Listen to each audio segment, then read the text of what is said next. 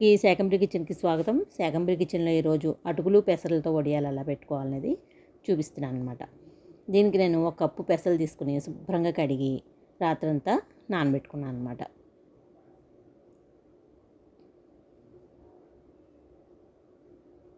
మర్నాడు పొద్దున కూడా ఈ పెసలను శుభ్రంగా కడిగి మిక్సీ జార్లో వేసి అందులోనే ఒక 5-6 పచ్చిమిరపకాయలు, ఒక 50 గ్రాముల అల్లాన్ని కూడా వేసి గ్రైండ్ చేసి పెట్టుకోవాలి. మనం ఈ అటుకులు ఇప్పుడు ఒక కప్పు పెసలు తీసుకున్నాం కాబట్టి ఒక 8 కప్పులు అటుకులు తీసుకుని శుభ్రంగా కడిగి తిక్కుగా ఉండాలన్నమాట. అవి పలచగా ఉండకూడదు, కొంచెం మొద్దు అటుకులే తీసుకోవాలన్నమాట. వాటిని ఒక 2 నిమిషాలు నీళ్ళలో పెట్టి పిండి పక్కకు పెట్టుకోవాలి. అలాగే పిండి కూడా గ్రైండ్ చేసి పక్కన పెట్టుకోవాలి. ఇప్పుడు ఈ అటుకులన్నీ కూడా ఒక బేసిన్లో వేసి నేను ఇందులో జింజర్ క్రష్ వేసాను అనమాట. నేను జింజర్ పేస్ట్ చేసి పెట్టుకున్నాను, ఆ వీడియోలో ఉంటుంది చూడండి, పాత వీడియోలో ఎలా ప్రిజర్వ్ చేసుకోవాలన్నది.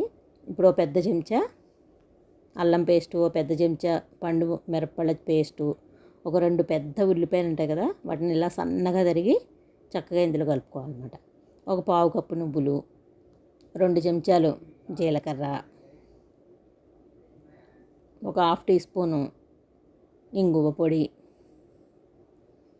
ఒక పెద్ద కట్ట కొత్తిమీర శుభ్రంగా కడిగి సన్నగా తరుక్కుని వేసుకోవాలన్నమాట. అలాగే ఇందులో రుబ్బిన పిండి ఉంది కదా, ఆ పిండి కూడా వేసుకోవాలి.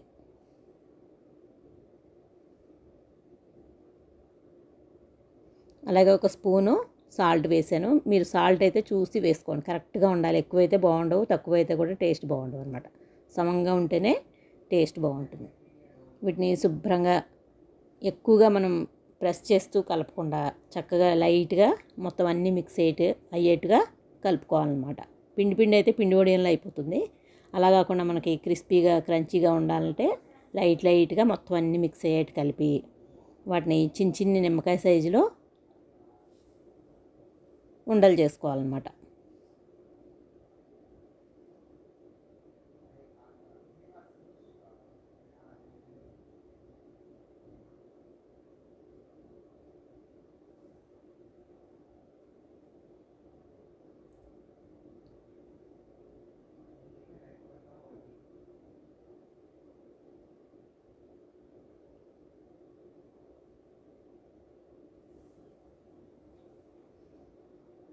నిమ్మకాయ సైజులో చేసి వీటిని చిన్నగా ప్రెస్ చేయాలి. ఎక్కువ మరి ప్రెస్ చేసి పలచగా కాకుండా కొంచెం లావుగా పెట్టుకుంటే చాలా బాగుంటాయి అన్నమాట.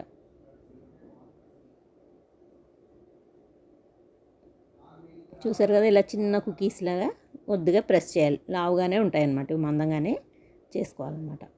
ఇవి 2-3 రోజులు ఎండలో పెట్టి బాగా ఎండిన తర్వాత 4 రోజులు మంచి ఎండలో పెట్టాలి. వీటినన్నిటిని కూడా ఒక ఎయిర్ టైట్ డబ్బాలో పెట్టి పైన క్లింగ్ ఫిల్మ్ ఉంటుంది కదా, దాన్ని పెడితే 1 ఇయర్ వరకు ఈవేళ మనం ఎలా పెట్టామో 1 ఇయర్ తర్వాత కూడా అంత గట్టిగా ఉంటాయన్నమాట. పురుగు పట్టడం కానీ మెత్తగా అవ్వడం కానీ జరగదు, క్లింగ్ ఫిల్మ్ పెట్టి చక్కగా మనం వాడినట్లయితే. ఇవి వేయించినప్పుడు కూడా చాలా క్రంచీగా ఉంటాయి. మీడియం ఫ్లేమ్లో పెట్టి ఈ వడియాల్ని వేయించుకోవాలన్నమాట. ఇలా 4 రోజులు ఎండలో పెట్టుకోవాలి. 3 రోజులు కనీసం గట్టి ఎండలో పెడితే ఎండిపోతాయండి. 4 రోజులు పెడితే ఇంకా 1 ఇయర్ వరకు మనకు చెక్కు చెదరకుండా చాలా బాగుంటాయి అన్నమాట. చూసారు కదా, ఎండిన తర్వాత ఇలా అయ్యాయి అన్నమాట. ఇప్పుడు వీటిని ఎయిర్ టైట్ డబ్బాలో పెట్టి క్లింగ్ ఫిల్మ్తో కవర్ చేసి పెట్టుకోవాలి.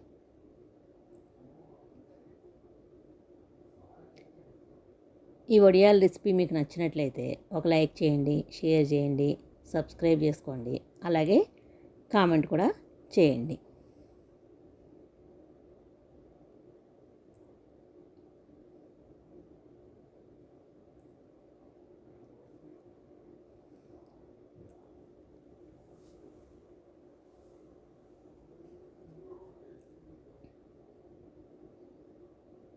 ఇప్పుడు వీటిని కొన్నిటిని వేయించి చూద్దాం ఎలా ఉన్నాయో. ఒక మూకుడులో కొంచెం నూనె వేసి మీడియం ఫ్లేమ్లో వేయించుకోవాలన్నమాట. మరి ఎక్కువ ఫ్లేమ్ పెడితే మాడిపోతాయి, లోపల వేగవన్నమాట. మీడియంలో పెట్టి సమంగా వేయించుకుంటే చాలా క్రంచీగా లోపల నుండి కూడా చాలా టేస్టీగా ఉంటాయన్నమాట. చాలా క్రిస్పీగా క్రంచీగా. ఇందులో నువ్వులు, కొత్తిమీర అన్నీ వేసాం కదా, జీలకర్ర, అల్లం అన్ని ఫ్లేవర్స్ తగులుతూ ఉంటాయన్నమాట. ఈ సాంబారు మామూలుగా తినడానికి కానీ మంచి పకోడీలు వాసన వస్తూ ఉంటుందన్నమాట. వేగితే ఉల్లిపాయలు కూడా వేసాం కదా, చాలా బాగుంటాయి అన్నమాట టేస్ట్. చూసారు కదా ఈ రెసిపీ ఎంత బాగుందో. ఈ వీడియో అందరూ చూసినందుకు ధన్యవాదాలు. ప్రతి ఒక్కళ్ళు కూడా ఈ వడియాలు చేసుకుని ఆనందించండి.